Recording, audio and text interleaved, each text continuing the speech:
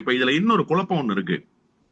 கிரீஷ் சோடங்கர் மாதிரியான ஆட்கள்லாம் சொல்றாங்க இந்தியா கூட்டணியில திமுக தொடரணும்னு. எப்படி சார் தொடரணும்? இந்தியா கூட்டணிக்கு திமுகவால் பலமா அல்லது திமுகவுக்கு இந்தியா கூட்டணியால் பலமா சொல்லுங்க.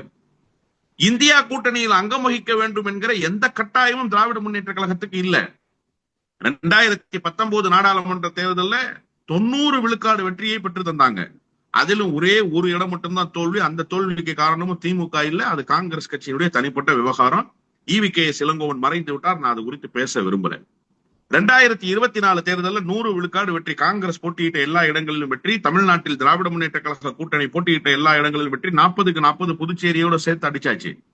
காங்கிரஸ் கட்சியினுடைய முகத்தை மீட்டுருவாக்கம் செய்து தந்தது யாருன்னா திராவிட முன்னேற்ற கழகம். எதிர்கட்சி அந்தஸ்தே இல்ல சார் 2019 2014 காங்கிரஸ் கட்சிக்கு. 2024 காங்கிரஸ் கட்சிக்கு எதிர்கட்சி அந்தஸ்தை உருவாக்கி கொடுத்தது யாரு? அந்த நாற்காலியில் ராகுல் அமர்வதற்கு பாதை சமைத்தது யாரு? திராவிட முன்னேற்ற கழகம் தானே அதை செஞ்சிச்சு. அப்ப திராவிட முன்னேற்ற கழகம் இவ்வளவையும் செய்ததற்கு பிறகு ஒரு பெரிய துரோகத்தை ஒரு நெருக்கடியான நேரத்துல ஒரு நல்ல நண்பன் எப்படி சார் இருக்கணும்?